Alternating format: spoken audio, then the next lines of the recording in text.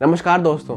अगर आपने कभी मुगलों के बारे में कोई बॉलीवुड मूवी देखी है तो ज़रूर नोटिस किया होगा कि मूवीज़ के अंदर इन मुगल एम्परर्स को काफ़ी ज़्यादा हीरो काइंड ऑफ कैरेक्टर दिखाया जाता है। एंड नॉट जस्ट मूवीज़, हमारी हिस्ट्री बुक्स के अंदर भी इन मुगल एम्परर्स को ऐसे ही शोकेस किया जाता है एज इफ वो कोई बहुत बड़े मसीहा या बहुत बड़े हीरो हों। बट सोचने वाली बात है कि क्या ये एम्परर्स सच में वो हीरोइक इमेज डिजर्व करते हैं या नहीं। और दूसरी बात, आपने ज़रूर नोटिस किया होगा कि साउथ इंडिया में बहुत सारे एंशियंट हिंदू टेम्पल्स हैं, बट वही नॉर्थ इंडिया में बहुत कम टेम्पल्स हैं। अब इसका क्रेडिट भी बॉलीवुड मूवीज के हीरोज बट जो रियलिटी में विलन्स थे यानी मुगल एम्परर्स को जाता है। आज इस वीडियो में कुछ ऐसी बातें जानेंगे जो हमारी हिस्ट्री बुक्स हमें कभी नहीं बताती हैं अबाउट दीज मुगल एम्परर्स। फिर आप खुद डिसाइड करना कि क्या ये वो हीरोइक इमेज डिजर्व करते हैं या नहीं। दोस्तों, कहानी शुरू होती है 1526 में, जब बाबर मुगल एम्पायर की शुरुआत करते हैं। बाबर ने अपने टाइम पीरियड में बहुत सारे बैटल्स लड़े, कईयों में जीता, कईयों में हारा।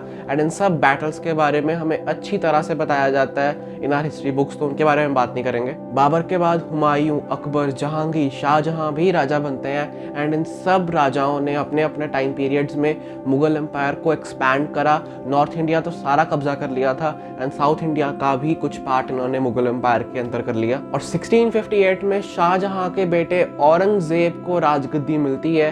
एंड प्रॉब्लम वाज कि औरंगजेब का इंटरेस्ट पॉलिटिक्स और राज कार्यों में से ज्यादा इस्लाम में था। He was very much obsessed with इस्लाम। औरंगजेब के टाइम में लोगों को इस्लाम में कन्वर्ट करने को कहा जाता था एंड बाकी सब रिलीजन्स को कम्प्लीटली डिस्ट्रॉय करने की पूरी कोशिश की गई थी। सिख एम्पायर के भी सबसे बड़े एनिमी औरंगजेब ही थे। एंड 1675 में गुरु तेग बहादुर जी को भी औरंगजेब के ऑर्डर्स के ऊपर ही मारा गया था when he refuse to convert to Islam. In short, काफी ही ज्यादा बेरहम एम्परर थे ये पूरे मुगल एम्पायर के। और इस दौरान जितने भी हिंदू टेम्पल्स मुगल एरिया के अंदर आते थे उन सबको औरंगजेब ने तुड़वा दिया। औरंगजेब सब मंदिरों को तुड़वाने के लिए एक कॉमन प्रोटोकॉल फॉलो करता था। पहले वो फरमान निकालता इन मंदिरों को तुड़वाने के लिए, फिर उसकी आर्मी वहां जाती उसको तोड़ने के लिए। कई बार मंदिर के साधु उनसे लड़ाई करते एंड आर्मी हार कर वापस आ जाती, बट औरंगजेब हार नहीं मानता था एंड वो बार बार ट्राई करता था मंदिर को तुड़वाने के लिए। और औरंगजेब के क्लियर इंस्ट्रक्शंस थे कि इस जगह पर दोबारा मंदिर नहीं बनेगा और अगर बनेगा तो हम दोबारा तुड़वा देंगे। और ये इंश्योर करने के लिए कि उस जगह पर दोबारा कभी मंदिर ना बने,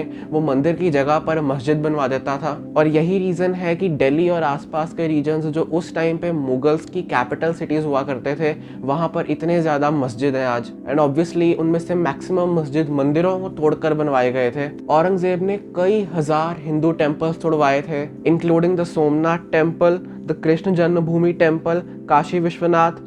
एंड इन सब मंदिरों में से कुछ मंदिरों को तो एक बार नहीं कई बार तोड़ा गया। बट औरंगजेब की डेथ के कुछ ही सालों बाद मुगल एम्पायर का डिक्लाइन शुरू हो गया एंड 1857 तक मुगल एम्पायर पूरी तरह से डिस्ट्रॉय हो गया था। और मुगलों से एम्पायर छीन लिया था अंग्रेजों ने, और इंडियंस के लिए तो आसमान से गिरे खजूर पे अटके वाली बात हो गई। एंड औरंगजेब जैसे इस्लाम से ऑब्सेस्ड था, वो लोगों को इस्लाम में कन्वर्ट होने के लिए फोर्स करता था।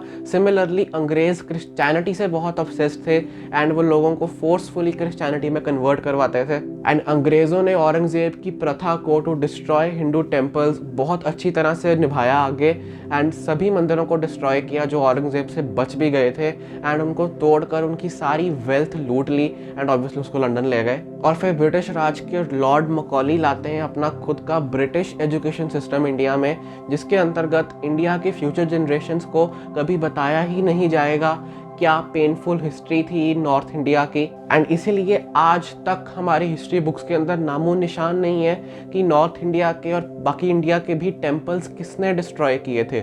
ना तो औरंगजेब का नाम लिखा जाता है, ना ही ब्रिटिशर्स का। एंड कुछ टाइम पहले एक आरटीआई फाइल की गई थी जिसमें एनसीईआरटी से पूछा गया था about a paragraph in class 12 history book में लिखा था कि हिंदू टेम्पल्स वॉर्स के दौरान डिस्ट्रॉय हुए थे एंड मुगल एम्परर्स ने बाद में ग्रांट्स दी थी उन्हें रिपेयर करवाने के लिए। बट जब इस बात का प्रूफ मांगा गया आरटीआई के थ्रू तो डिपार्टमेंट के पास भी कोई आंसर नहीं था। होगा भी कहां से, ये तो ब्रिटिशर्स का फैलाया हुआ फेक प्रोपेगेंडा था। और इसीलिए आज भी कई लोगों को पता नहीं है कि हमारे एंशिएंट हिंदू टेम्पल्स डिस्ट्रॉय किसने किए थे, क्योंकि कभी बताया गया ही नहीं। आज के लिए इतना ही दोस्तों, और ज़्यादा जाते एक और बात, क्या आपको भी लगता है कि अंग्रेज़ों और औरंगज़ेब से ज़्यादा गलती उस टाइम के इंडिया के राजाओं की थी, क्योंकि वो अपनी आपसी लड़ाई में ही इतना बिजी थे कि वो अपने कल्चर को, अपने टेम्पल्स को प्रोटेक्ट नहीं कर पाए? कमेंट्स में बताना कि आपको क्या लगता है। Thank you.